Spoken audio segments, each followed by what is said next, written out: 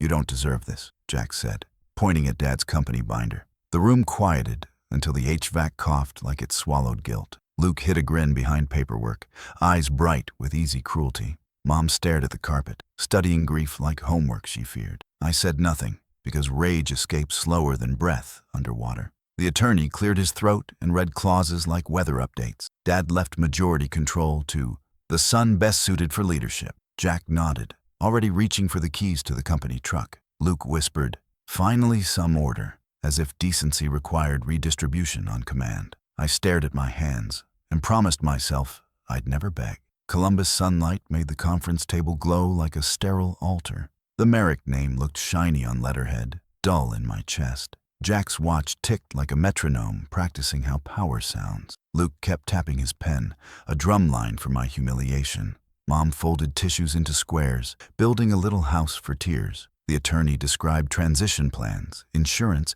debts, and payroll obligations calmly. He never looked at me, as if omission were policy now. "Company vehicle reassigned," he said, sliding keys toward my brother slowly. My father's truck reflected in the window like a moving obituary. Jack pocketed the keys and smiled like a man owning oxygen.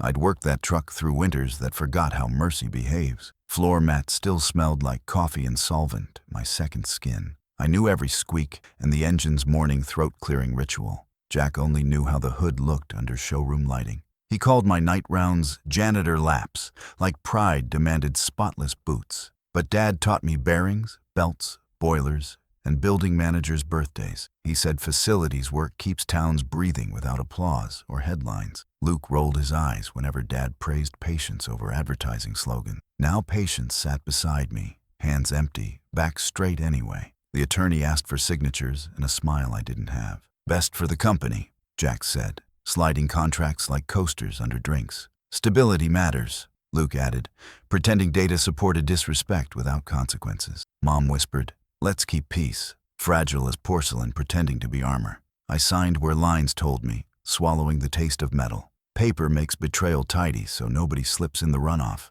Dad's initials appeared everywhere, a ghost hand blessing this sharp transition. I wanted him alive long enough to correct our definition. Jack shook the attorney's hand like he'd solved a neighborhood problem.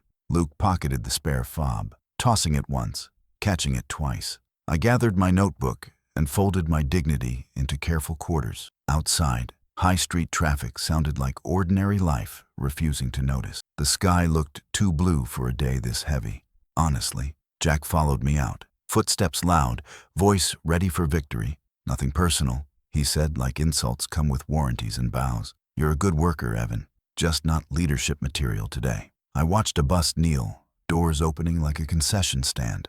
"You don't deserve this company," he repeated, enjoying the echo again. I nodded because fights here would only feed the spectators. "You'll see me again," I said, feeling the sentence find spine. He laughed, tossed the keys, and drove away, wearing my history. I walked to the garage that still smelled like Dad's weekend sermons. His pegboard hung straight, chalk outlines holding wrenches like old friends. A calendar showed March, though the month had already bled forward. Invoices waited for initials that would never match mine again. I traced the outline of a wrench, cold against my fingers. Dad's handwriting on masking tape read, "Boiler bypass.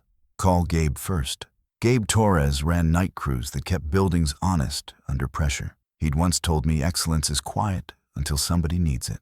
I pocketed the note and listened to my pulse reconnect slowly. The garage light hummed, faithful, refusing melodrama or pity for me. Mom called as I shut the door, voice careful, words folded. "Come home for dinner," she said, as if appetite survived humiliation. "I need air," I answered, trying not to break her heart. "Your brother believes he's right," she whispered, trying to heal math. "Belief doesn't balance ledgers," I said, already regretting the edge. "I'll bring your father's cufflinks," she added, "bargaining with heirlooms tonight."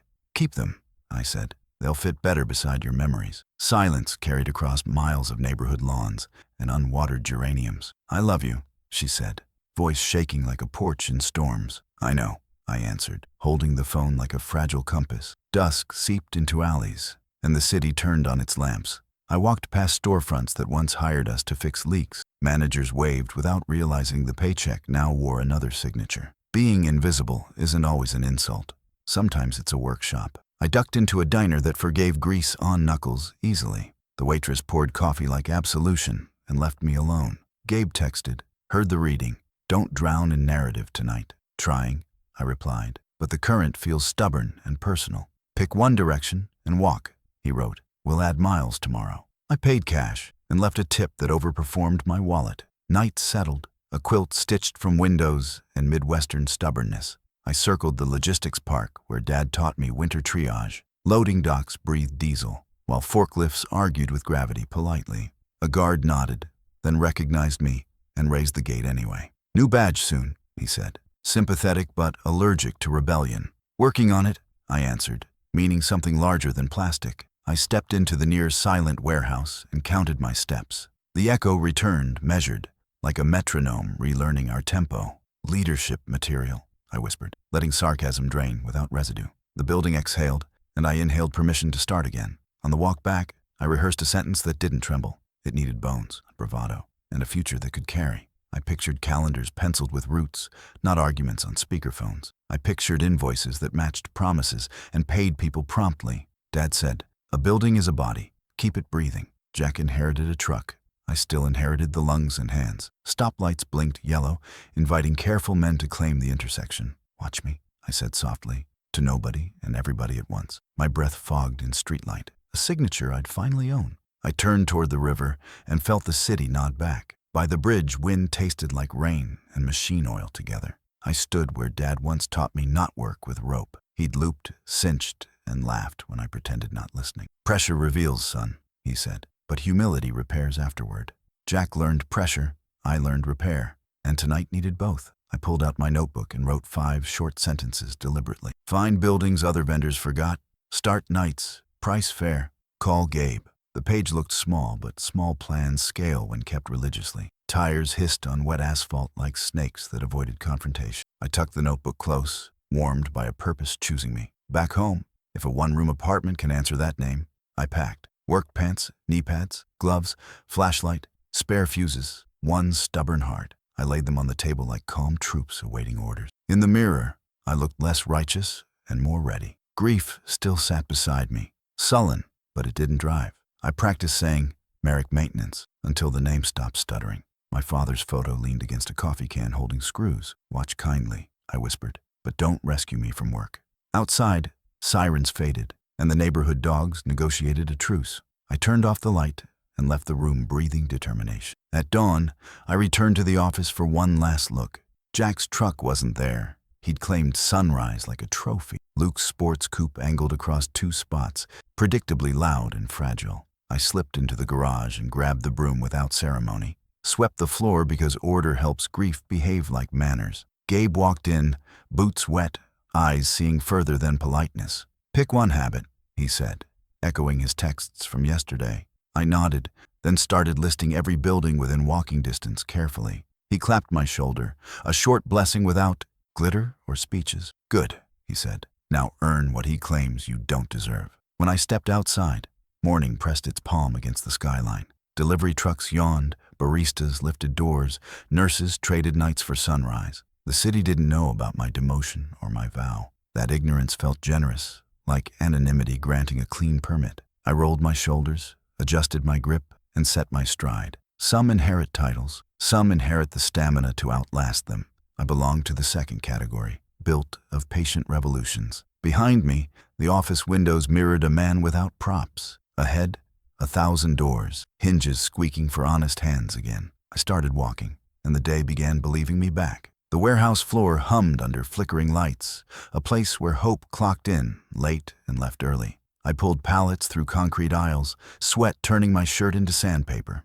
The machine sang louder than my thoughts most nights. I'd been here 3 weeks since losing Dad's company. Graveyard shift, no benefits, no name stitched on my uniform. Gabe Torres, my foreman, ran the dock like a choir director. "Move steady, not fast," he'd say, voice echoing over clattering forklifts. My back ached, my wrists burned, and my pride stayed somewhere on the lawyer's table where I left it. I slept on a friend's couch, ate from vending machines, and spoke only when spoken to. One night, exhaustion finally bit deep enough to make me drop a crate. The crash sounded like thunder, made of shame. "Hey, Merrick," Gabe shouted, boots stomping toward me. "You trying to kill somebody?" His tone carried anger at first, then worry after he saw my face. I stood there, palms bleeding from splintered wood, eyes glassy but dry. "You good?" he asked, lowering his voice. "Just tired," I muttered, words tasting like rust. He nodded once, handed me a rag, and said, "Pick one habit and keep it." I frowned. "What habit?" "Doesn't matter," he said. "Just one thing you do right every day. Stack that." I didn't understand then, but something in his tone stuck. I wiped my palms and whispered, "Yeah, I can do one thing." It was the first promise I'd made to anyone since Dad's funeral. Mornings felt like punishment wrapped in sunrise. My friend Cole's couch dug into my ribs like debt collectors with steel toes. The apartment reeked of burnt coffee and unwashed ambition. Every alarm felt like mockery. What kind of man wakes up early for nothing? Still, I dragged myself out, walked to the bus, and mapped the city by lamplight. I started noticing which buildings got cleaned, which lights flickered, which doors stuck. By week's end, I could tell which dumpsters filled fastest, which offices left heat on overnight. Useless knowledge, maybe, but it made the city feel like a map again. "Pick one habit," Gabe had said. So I did. I learned. 2 months passed, and survival became a routine that smelled like bleach. I took overtime every chance I could, lifting boxes until my shoulders screamed. My paycheck still couldn't stretch far enough for a decent bed, but I was learning to measure success differently. At lunch breaks, I'd sit on the dock's edge staring at my reflection in the puddle below. "You don't deserve this." Jack's voice still echoed, mean and uninvited. I gripped my thermos tighter, whispering, "Maybe not yet." Gabe joined me sometimes, sipping black coffee, pretending we weren't both running from ghosts. "You're getting steadier," he said one night. That's how foundations start. It was small talk, but to me, it sounded like permission to breathe again. One Friday, a trucker named Benny pulled up, late and furious. His rig had blown a hose 30 miles back, and dispatch gave him the wrong helpline. I climbed into the pit to help him patch it, grease coating my arms like armor. "You know what you're doing?" he asked, skeptical. "Enough to fake confidence," I said, tightening a clamp. He laughed, a big, honest sound that made me feel human again. "You got hands for this," he said. "You should run your own outfit someday." I smiled at that, because it was the first time in months someone used the word run when talking about me. The hose held, the truck roared, and Benny saluted me before driving off into the rain. But not every night ended with thanks. Some ended with warnings. When my rent-free arrangement fell apart, I crashed in my old Ford, parked near the loading docks. Winter had crept in like punishment. I used my jacket as a blanket, the dashboard light as company. One night, I heard a knock on the window. Gabe, holding a thermos and an old sleeping bag. "Don't make this a habit," he said. "But don't freeze trying to prove something either." I nodded, ashamed but grateful. "You'll get out of this," he said before walking off. His words stayed longer than the warmth from the coffee. I stared at the city skyline until exhaustion turned my breath into fog. A week later, the warehouse cut overtime hours, and my paycheck shrank into laughter. I considered calling Jack, asking for temporary work under the company I built but no longer owned. I even picked up my phone, stared at his name, then set it down. Pride isn't practical, but it's the only thing that still felt mine. That night, I walked 5 miles to the park where Dad used to jog. I sat on the bench under the busted light and wrote on a napkin, "If they won't hire me, I'll invoice them instead."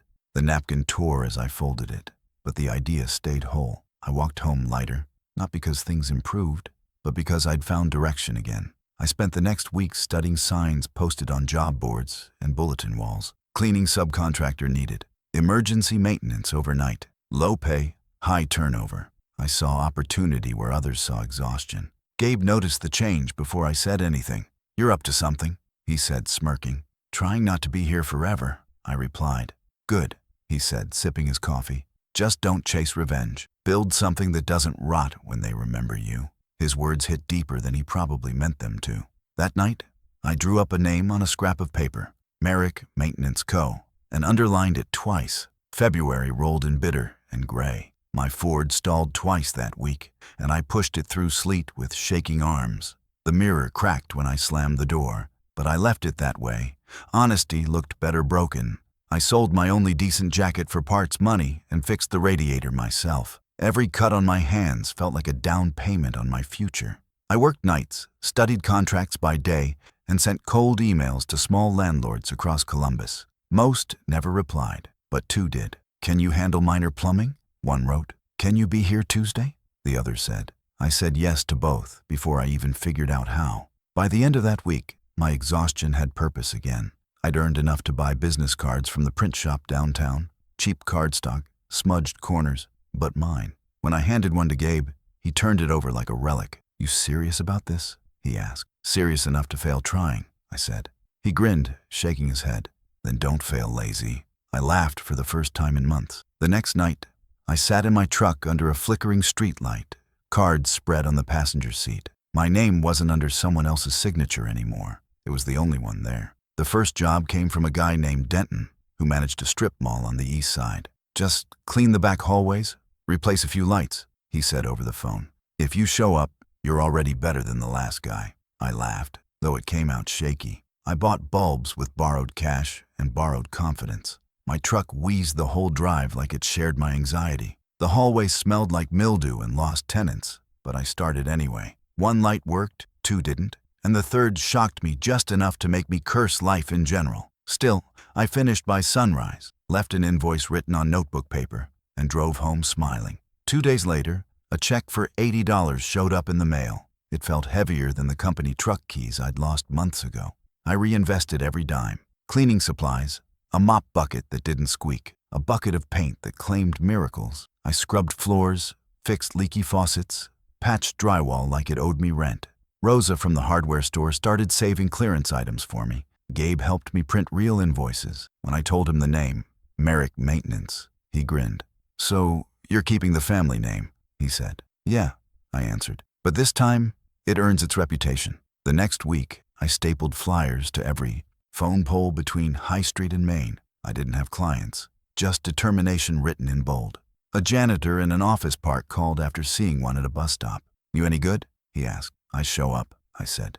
That was enough for him. Word crawled. A small cafe downtown called next. Allie Benton, the manager, frantic because the restroom sink exploded an hour before lunch rush. I told her I'd be there in 15 minutes, and somehow made it in 12. The floor was a swamp. Customers waiting with crossed legs and coffee cups. I tightened pipes, unclogged drains, wiped the counter until it shined again.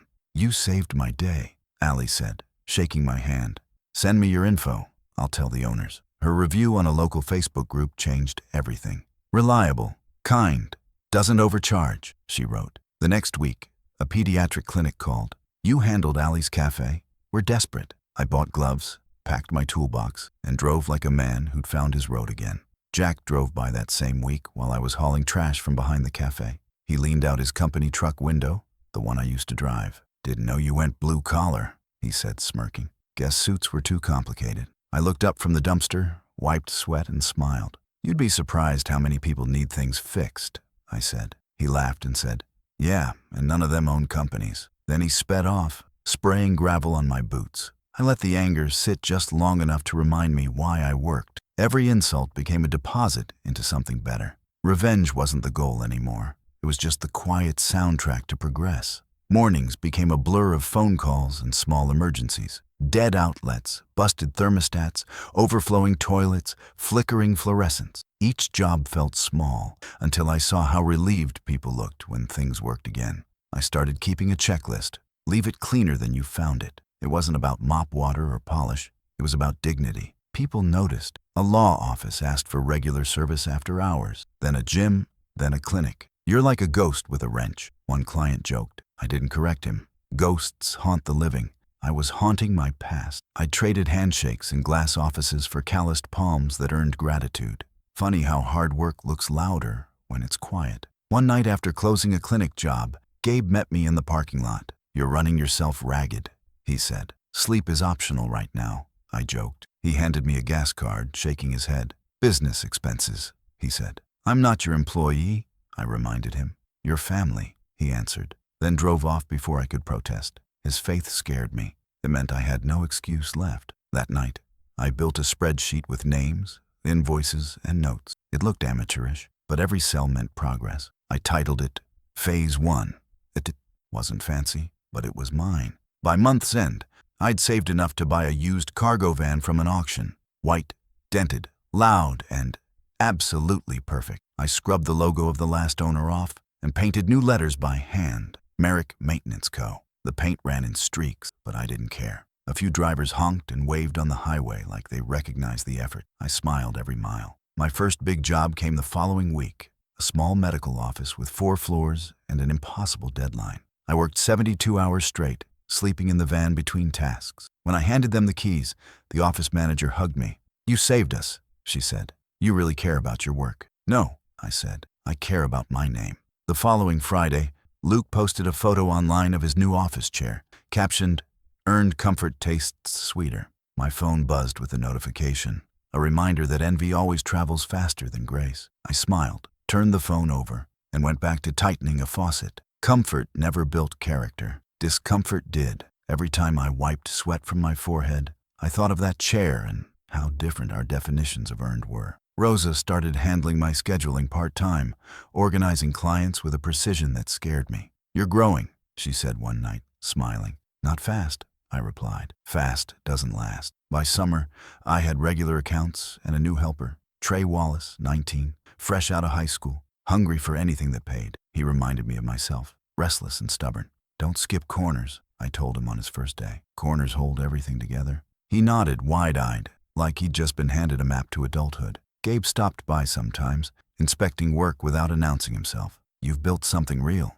he said one evening, surveying the new shelves in the shop. I didn't answer. I just looked around at the tools, the lights, the clean floor, and thought Dad would have smiled at this. Business still had rough edges, of course. Late payments, broken equipment, clients who vanished after promising invoices. But I handled it all without losing control. Rosa kept the books clean. Trey learned faster than expected. Gabe offered quiet wisdom from the sidelines. One night after finishing a job, I sat in the van outside the old company office. Jack's new sign gleamed in the window.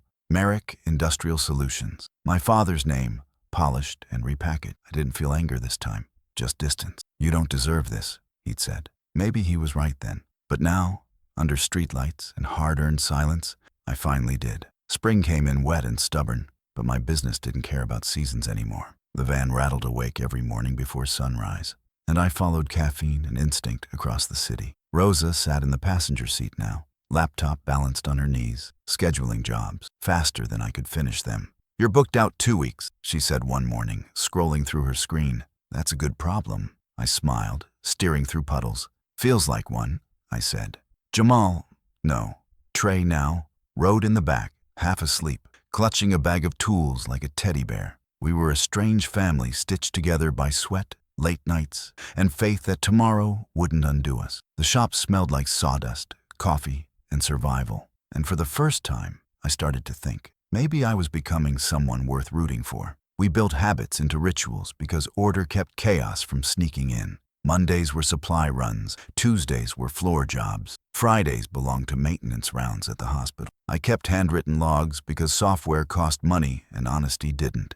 Rosa laminated our safety checklist and taped it inside the van door. "People respect professionalism," she said, "even if it's printed at Kinko's." Trey called her Sergeant Rosa and learned faster under her watch than mine. We started a rule: no shortcuts, no overcharging, and no lies. Clients noticed. Tips came in, small but steady. Some nights, we'd eat pizza in the van, trading stories about the worst jobs. "There's pride in showing up," Rosa said once, "even when nobody else does." I believed her more every day. Hard work made us visible in ways social media never could. By June, we handled maintenance for half the strip malls between Columbus and Newark. Word of mouth spread faster than ads could. One afternoon, a grocery store manager called. "Your name came up 3 times today," he said. "You fix floors?" "We fix everything," I answered, half joking, half serious. When we arrived, the job turned out worse than expected. Burst pipe, soaked tiles, electrical hazard. Trey looked scared. "You sure we can handle this?" he asked. I glanced at him, then at the mess. "We don't leave things broken," I said.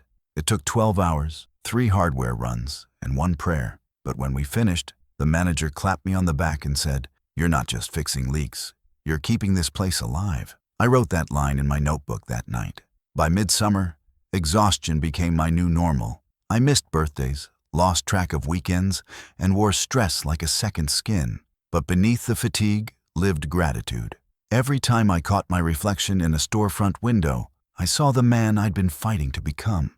Gabe stopped by some evenings, drinking black coffee and shaking his head. Didn't think you'd turn it into an empire, he said. It's not an empire, I replied. It's therapy with tools, he laughed, pointing his cup toward Rosa. She keeps you sane. Barely, she said, smiling. When he left, he said, "You're doing your father proud."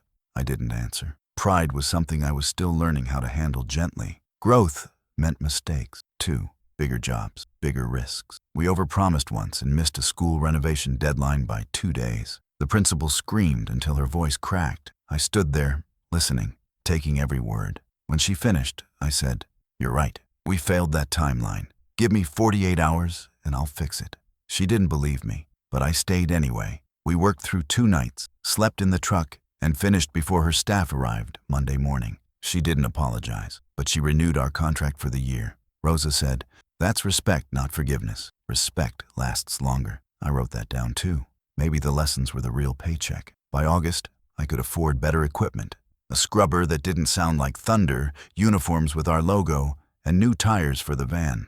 Trey showed up wearing his first embroidered shirt like a soldier reporting for duty. "Feels official," he said. "It is," I told him. "Now you represent more than yourself." He nodded, suddenly serious. That night, I sat in the office alone, paperwork spread across the desk, wondering when the fear had turned into confidence. It didn't happen all at once. It snuck in quietly, between invoices and sunrises. I realized revenge didn't look like what I imagined. It looked like competence. Our biggest test came that winter. A polar storm rolled in, freezing pipes across half the city. The phone rang nonstop. "We can't handle all this," Rosa said, staring at the blinking screen. "Then we start with who needs it most," I said. We prioritized hospitals, nursing homes, and schools. For 3 days, none of us slept. Gabe joined the rotation, hands raw from patching leaks. On the 4th night, as we thawed pipes in a retirement home basement, the old janitor said, "You saved Christmas for a lot of people, son." I smiled, numb and tired. When the storm passed,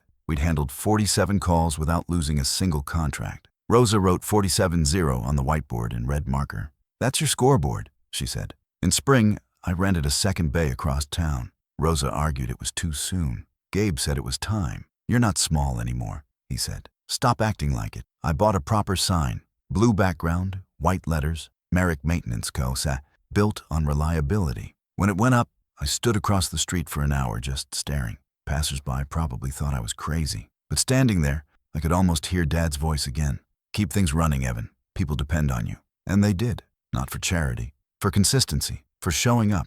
The same thing Jack never understood. At the end of that quarter, Rosa handed me our first real profit report. The numbers looked better than I'd dared imagine. "We're not rich," she said, "but we're real." I nodded, tracing the columns with my finger. "I'll take real," I said quietly. Trey burst through the door with coffee and donuts, yelling, "We did it." We hadn't won awards or headlines, but we'd done something rarer. We'd built a life we weren't ashamed of. I looked around at them, Rosa, Trey, Gabe, and realized something. I wasn't chasing Jack anymore. I was leading people who trusted me, and maybe that was the truest revenge of all. The call came just after dawn on a Tuesday that smelled like rain and opportunity. Rosa answered before the second ring, her eyes widening as she scribbled a note. "It's a bid invitation," she whispered. "Logistics Park downtown, 3 buildings, full maintenance, night coverage." My pulse quickened. Those buildings used to be serviced by Merrick Industrial, Jack's firm. I took the phone, trying to sound calm. "This is Evan Merrick," I said. The project coordinator on the other end sounded rushed. "We're switching vendors after some, performance issues," she said. "Your name came up 3 times this week. Can you send a proposal by noon?" I swallowed hard. "You'll have it before lunch." When the line went dead, Rosa and I just stared at each other, the silence buzzing with disbelief. "He's gonna hate this," she said finally. "Good," I answered. "I'll write faster." We spent the next 4 hours at the desk, elbows deep in spreadsheets, invoices, and caffeine. Gabe showed up uninvited, holding breakfast sandwiches. "Heard the storm brewing," he said. "Figured you'd need fuel." Trey ran errands, fetching ink, toner, and backup flash drives like a soldier preparing for battle. We finished 5 minutes before the deadline. The proposal was clean, precise, and proud, every word earned through sleepless years. Rosa hit send, exhaling like she'd just crossed a finish line. "If they choose us," she said, "you know what that means, right?" I nodded slowly. "It means the world comes full circle." That afternoon, we waited like gamblers holding their breath on a coin toss. The call came that evening while I was mopping the bay floor. "Mr. Merrick," the woman said, "your bid's been approved. You start next week." For a moment, I couldn't speak. Rosa saw my face and grabbed the phone. "Yes," she said, laughing. "Yes, he accepts." Trey yelled loud enough to shake the windows. Gabe raised his sandwich like a toast. "You earned this," he said. I sat on the curb outside, rain starting to fall soft and steady, washing over me like a baptism. "You don't deserve this," Jack had said years ago. The words echoed, but this time they sounded wrong, like a lie getting buried under truth. Preparation took over. We hired 2 part-time techs, ordered uniforms, and built new safety protocols. Rosa drew maps of each building, marking high traffic zones. Trey labeled equipment racks until the shop looked like an airbase. Gabe ran a crash course on leadership. "You're the calm," he said. "If you panic, the crew catches fire." I nodded, trying to look like someone who'd always belonged here. But the night before the launch, I sat alone in the truck, staring at the contract folder. "You ready?" Rosa asked, sliding into the passenger seat. "Not really," I said. "Good," she said. "Means you care." The first night on site felt like a dream wrapped in responsibility. The logistics park gleamed under halogen lights, 3 vast buildings stretching like sleeping giants. Our radios crackled with codes, our vests shone in the dark. "Keep it smooth," I told the team. "We're not proving anything tonight. We're earning trust." They nodded, eyes bright and ready. I took the north building myself, walking the halls I used to service under Jack's orders, the smell of solvent, the hum of generators. It all came back, but now it was mine. I fixed a jammed sensor, logged the issue, and moved on. No anger, no ghosts, just work done right. By week's end, we'd cut downtime by 28% and solved every open ticket. The site manager, a sharp woman named Darlene, met me at dawn with a clipboard. "Your crew's efficient," she said, "and they don't cut corners. We're extending the contract." I shook her hand, trying to play it cool, but Rosa saw my smile from across the lot. "You're glowing," she said later. "Don't get used to it," I replied. "Tomorrow's another checklist." Still, I couldn't stop thinking about Dad. How he'd taught me that reputation was the longest shadow a man could cast. For the first time, mine finally felt tall enough. 2 weeks later, a local business radio show called Columbus Rising reached out. "We're spotlighting small businesses making a difference," the host said. "Can you come in tomorrow?" I almost said no. Public attention made me nervous. Rosa elbowed me. "It's not about fame," she said. "It's about showing people what integrity looks like." I agreed, reluctantly. The next morning, I sat under bright studio lights, heart hammering. "You started from nothing," the host said. "What changed?" I smiled faintly. "Nothing," I said. "I just stopped asking for permission to matter." The segment aired that evening. By morning, our inbox overflowed with inquiries and congratulations from clients, city officials, even competitors. Then came the email that stopped me cold. Subject line: "Request for collaboration, Merrick Industrial Solutions." Jack's logo sat at the bottom like a ghost I hadn't invited. The message was polite, professional, almost cold. "We're short on staff for the state building retrofit. Would your team consider subcontracting maintenance coverage for 3 months?" I stared at it for a long time. Rosa read over my shoulder, whistling. "That's poetic," she said. "You're the one holding the pen now." I thought about deleting it, but pride disguised as peace whispered otherwise. "Draft a response," I said finally. "Short, respectful, include our terms." She smiled, typing fast. "You just made history, boss." The next week, paperwork finalized. His company listed beneath ours. I didn't feel triumph. I felt balance. Gabe shook his head, chuckling. "Didn't think I'd live to see this day," he said. "You and me both," I said. The first joint job went smoothly. Jack showed up once, late and quiet, avoiding my eyes. "Appreciate the help," he said stiffly. "It's business," I replied. He nodded, as if the words themselves built a bridge too fragile to cross. That night, Rosa handed me the signed checks from his office. "You should frame one," she joked. I held it under the light, his name printed neatly beneath mine. "No," I said. "I'll cash it. Respect works better when it circulates." When the quarter ended, the numbers were stronger than ever. The crew got raises, Rosa got a bonus, and we bought a new truck. I stood outside the shop that evening, watching the sunset paint the city in copper. Gabe joined me, handing over a folded piece of paper. It was Dad's old mission statement, written years ago. "Work honest, pay fair, leave things better than you found them." I read it twice, then tucked it into my pocket. "He'd be proud," Gabe said quietly. "He'd say it took you long enough," I joked. We both laughed, the kind of laughter that sounds like peace finally earned.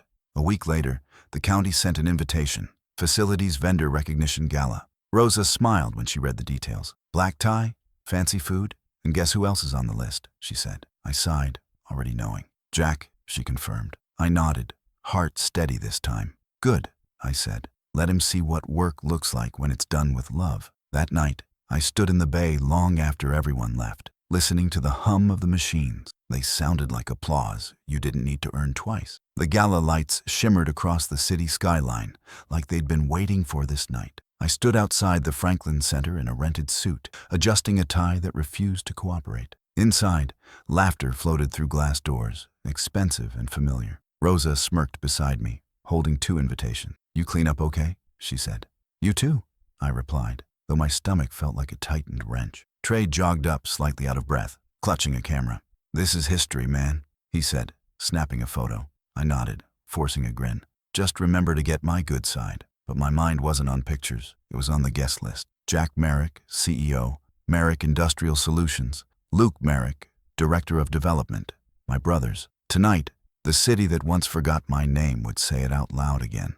The ballroom glowed like a commercial for success. Chandeliers dripped with crystal, waiters floated like practiced ghosts, and the air smelled of ambition dressed in cologne. Rosa led our small team to table 17, right under a massive banner that read, County Vendor Excellence Awards. Our logo, Merrick Maintenance Co., sat proudly among sponsors. You did this, Rosa whispered. We did this, I corrected. Across the room, I spotted Jack. Same confident shoulders, same perfect smile. But the eyes were different. Tired, heavy, searching for applause that didn't arrive as easily anymore. Luke stood beside him, laughing with someone who wasn't listening. I turned away because watching them now felt like reading an old chapter you've already survived. When the dinner began, speeches filled the air like predictable music. The mayor thanked the sponsors. The Chamber of Commerce praised local resilience. I barely heard a word until they announced the final award.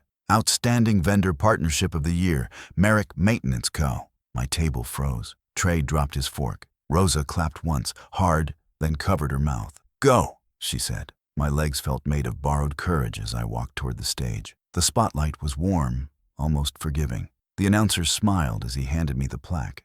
Mr. Merrick, he said, your company's integrity and reliability have redefined community service standards. Applause followed, loud, genuine, and long. I looked out across the crowd and found Jack's face in the sea of suits. He wasn't clapping at first. Then slowly, almost painfully, he did.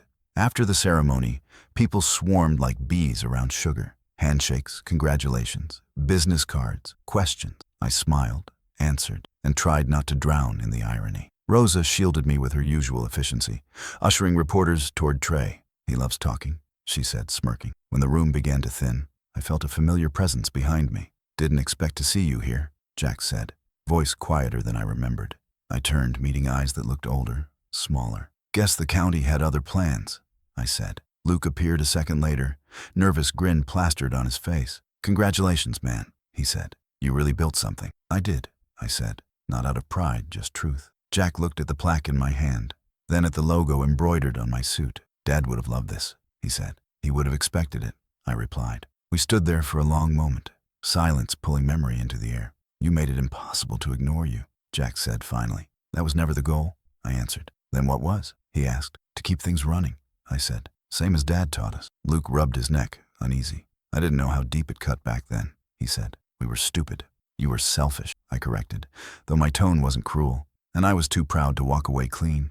Jack exhaled, long and heavy. Maybe we both learned the hard way. Maybe that's the only way we ever learn, I said. His jaw tightened like he wanted to argue but couldn't find a reason.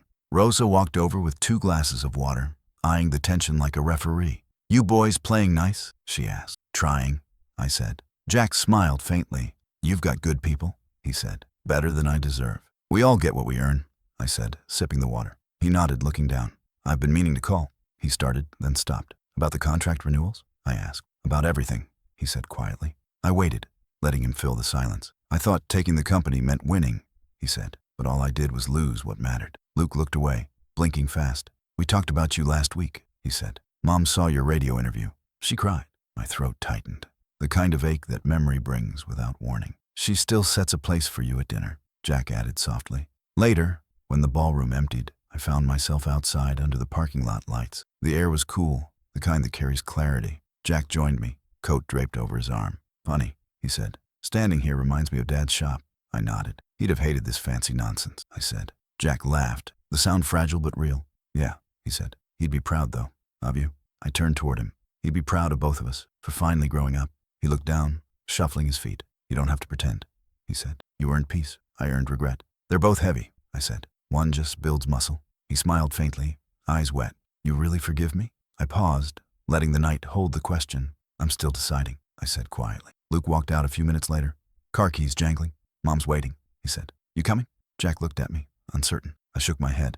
Not tonight. She'll understand, Luke said softly. She already does. He hugged me before I could react. It was awkward, but Jack extended his hand, and I shook it. His grip wasn't firm like before. It was human. We'll be around, he said. I know, I said. So will I.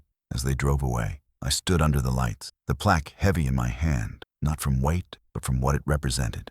I'd started with nothing but a broom, and now I stood in the same world they once pushed me out of.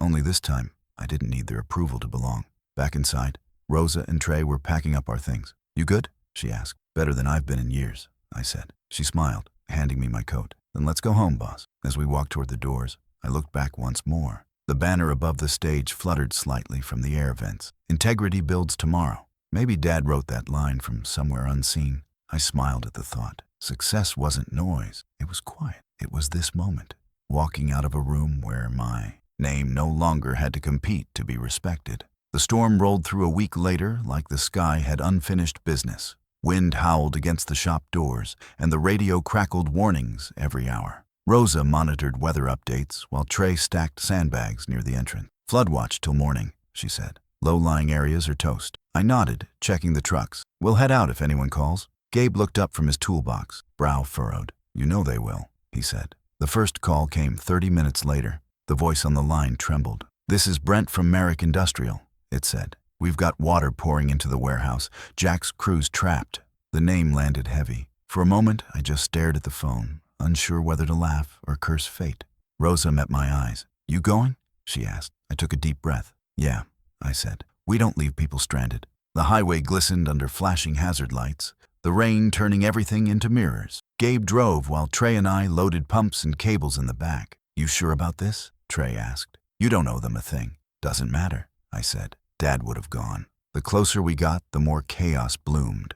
Flooded intersections, abandoned sedans, sirens crying in every direction. When we reached the site, the Merrick Industrial sign hung half-bent, lights flickering like guilt. Jack's truck sat nose-deep in water, hood open, hazard lights, dying slow. Over here, a voice shouted. Jack stood waist-deep in the lot, shouting orders nobody heard. Luke waved from the doorway, soaked to the bone. The generator's out, he yelled. We can't keep the sump running.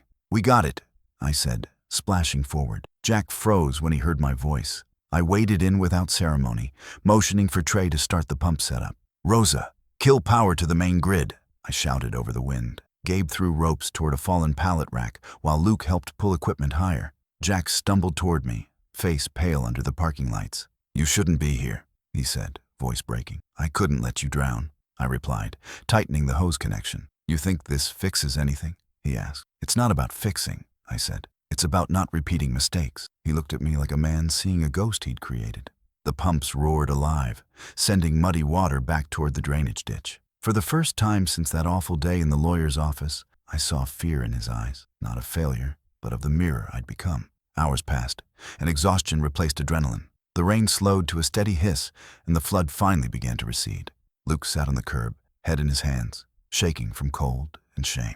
We lost half the stock, he muttered. Insurance will cover the rest, I said. You'll rebuild. Jack stood nearby, silent, soaked, shoulders slumped. You didn't have to come, he said again. You'd have done the same, I replied. No, he said, voice cracking. I wouldn't have. For the first time, he said it without pride, just regret. I didn't know what to do with that. Gabe tossed me a towel, breaking the silence. We done here? He asked. Almost, I said, glancing at the flickering sign. The name Merrick shimmered, half lit, half dead, exactly how our family had been for years. We got back to the shop near dawn, the trucks muddy and engines steaming. Rosa poured coffee for everyone while Trey collapsed onto a crate. The air smelled of wet metal and relief. Jack's name still buzzed in my phone. 3 missed calls, 1 message. Thank you. You saved us. I didn't reply. Words weren't enough currency for what he owed. Rosa sat beside me quietly. "You okay?" she asked. "Yeah," I said. "Just tired." "That's not what I meant," she said softly. I looked at her, then at my crew. Gabe asleep in a chair, Trey snoring, coffee cups everywhere. "I think I'm finally okay," I said, and I meant it. Later that afternoon, as sunlight fought through gray clouds, the shop door creaked open. Jack and Luke stood there, both wearing guilt heavier than raincoats. Rosa looked at me. "You want me to clear out?" she asked. "No," I said. "They should see who stood beside me." Jack stepped forward first, hat in his hands. "You have every reason to hate us," he began. "I don't," I interrupted. "I just stopped needing your approval." He nodded, swallowing hard. "You were right," he said. "About everything. I built numbers, not people. I thought winning meant taking control, but all it did was hollow me out." Luke stepped closer. "We mocked you," he said. "And you helped us anyway. That's something I'll never forget." The silence stretched until I felt something shift inside me. Something that wasn't bitterness anymore. Jack handed me an envelope. "It's the final payment for the subcontract," he said. I took it, but didn't open it. "You could have mailed it," I said. "We needed to see you," he replied. "To say we're sorry. For Dad. For everything." His voice cracked on the last word, like pride had finally run out of oxygen. "He always said you had his patience," Jack added. I never understood what he meant until now. I didn't know what to say, so I just nodded. Some debts don't need collecting. They just need acknowledgement. They stayed for coffee, awkward at first, then gentler as memories surfaced. Luke laughed about Dad's old toolbox. Jack smiled when I mentioned the garage light that never worked right. "He'd love what you built," Jack said quietly. "He'd say you fixed the family better than the pipes." That one hit deeper than I expected. "He'd also tell us to quit wasting daylight," I said, managing a smile. They both chuckled softly. When they left, Jack turned back at the door. "You ever need anything, you call me," he said. "I think I already got what I needed," I replied. He hesitated, nodded, and walked out into the sunlight. The shop felt lighter afterward, like something invisible had been lifted. Rosa leaned against the counter, arms crossed. "Well," she said, "you finally got your apology." "Took a few hurricanes," I said. "You going to forgive them?" I looked at the empty doorway, thinking. "Forgiveness isn't for them," I said. "It's for me." She smiled softly. "Then you've already done it." I watched the trucks gleam under the afternoon sun. My reflection stretched across the glass like proof of survival. For the first time in years, the word Merrick didn't sting. It felt like legacy, rebuilt and redeemed. That evening, as I closed up, I found the old envelope Jack had left. Inside wasn't just the check. It was Dad's cufflinks, polished and carefully wrapped. A note read, "He'd want you to have these. You earned them the right way." I held them in my palm, the metal warm from my touch. I didn't cry, but my throat burned all the same. I placed them on the desk beside our first business card. Cheap, smudged, imperfect. Together, they told the whole story. Betrayal, work, redemption, not revenge, not anymore. Just peace earned honestly, one wrench turned at a time. The morning sun broke across the shop windows, like forgiveness wearing gold. I sat at my desk, hands wrapped around a mug of black coffee, watching dust float through the light. Everything was still. The trucks, the tools, even the air. Rosa came in early, humming under her breath, sorting invoices by habit. "You thinking again, or just pretending?" she asked. "Both," I said, smiling faintly. Trey rolled in a few minutes later, half asleep, camera still slung around his shoulder. "The paper wants another photo," he said. "They're calling you the comeback story of Columbus." I laughed quietly. "Funny," I said. "I thought I was just a guy with a wrench." They grinned, but I could tell they felt it too. Something had shifted. Success wasn't new anymore. It was normal. After they left for their roots, I stayed behind. The shop felt like a heartbeat I could finally hear. I walked through each bay, running my fingers along toolboxes, remembering the nights I'd slept in the truck out front. I stopped at the old desk Gabe had built from scrap wood. The cufflinks Jack returned sat beside a framed photo of Dad in his coveralls, smiling in front of our first sign. I picked them up, feeling the cool metal warm slowly in my palm. "You were right," I whispered. "Patience fixes more than pride ever could." The hum of the lights above seemed to agree. Every corner of this place had a story, and every story had a scar. But scars mean something survived. That weekend, Mom called. "Dinner Sunday," she said. "Everyone's coming. You should too." I hesitated, heart thudding. "Everyone?" "Yes," she said softly. "Your brothers. They asked for you." I didn't answer right away. Silence filled the line until she spoke again. "It's not about the past anymore, honey. It's about peace." I looked around the shop. The company I built. The people who stayed. The ghosts who'd stopped haunting me. "I'll think about it," I said. "That's all I ask," she replied. When she hung up, I stared at the phone for a long time. Sometimes forgiveness sounds easy until you're the one expected to deliver it. Sunday came faster than I expected. I drove through familiar streets that once felt hostile, each turn lined with memories I'd outgrown. The Merrick house still stood at the corner of Willow and Fifth, porch lights glowing like old habit. I parked out front but didn't turn off the engine. Through the window, I saw them. Mom at the stove, Luke setting the table, Jack talking quietly. It looked peaceful, almost cinematic. I thought about walking in, about what I'd say, how it would sound to hear family without flinching. But my hands stayed on the wheel. The truck's engine hummed steady, like it understood hesitation better than forgiveness. I drove instead to the river, the same bridge where I'd made my vow years ago. The water below moved slow and dark, carrying bits of driftwood and reflection. I leaned on the railing, the wind tugging at my jacket. "You don't deserve this," Jack had said once. Maybe he was right back then. But standing there now, I realized I didn't earn success out of spite. I earned it out of survival. I built something worth waking up for. I didn't want their guilt or their praise. I just wanted peace that didn't depend on their permission. The river didn't argue. It just kept moving forward. Same as me. When I got back to the shop that night, Rosa was still there, counting inventory. "Did you go?" she asked. I shook my head. "Not this time." She nodded, not judging. "You will when you're ready." "Maybe," I said. "Maybe forgiveness isn't about sitting at the same table. Maybe it's about knowing I could and choosing not to need it." She smiled. "That's peace talking." I looked around at the space we'd built. Clean floors, lined tools, quiet pride. "Yeah," I said softly, and it's louder than any apology could ever be. Later, when everyone left, I sat alone by the open bay door. The night smelled like oil and rain. Across the street, the city buzzed faintly. Traffic, laughter, life continuing. I thought about Dad, about Jack and Luke, about the boy I used to be, the one desperate for approval. I wasn't that boy anymore. I was the man who built a company from nothing, who learned that revenge without grace is just another kind of prison. I closed my eyes and listened to the hum of distant engines. They sounded like a promise. Keep going, keep building, keep forgiving in your own time. As I locked up, I caught my reflection in the glass door. Tired eyes, steady hands, a small, knowing smile. The kind of face that's lived enough to understand that victory doesn't shout, it breathes. I looked at the plaque on the wall one last time. Merrick Maintenance Co-Eds, built on reliability. The words didn't feel like a slogan anymore. They felt like a prayer, not for success, but for peace that stays even when the applause fades. I turned off the lights, the room glowing for a second before darkness claimed it back. Outside, the wind carried the faint hum of trucks heading out on night runs, my trucks. The sound followed me down the street, steady and familiar. Somewhere, my brothers probably raised a glass, and that was fine. I didn't need to be there to know they'd changed too. I'd already written our ending in work ethic and second chances. I'd turned bitterness into blueprints, resentment into payroll, rejection into purpose. That was enough. If this story reached you, if it made you feel something, then tell me this. Should I walk back to that dinner table someday? Or let the sound of my success be the only answer they ever get?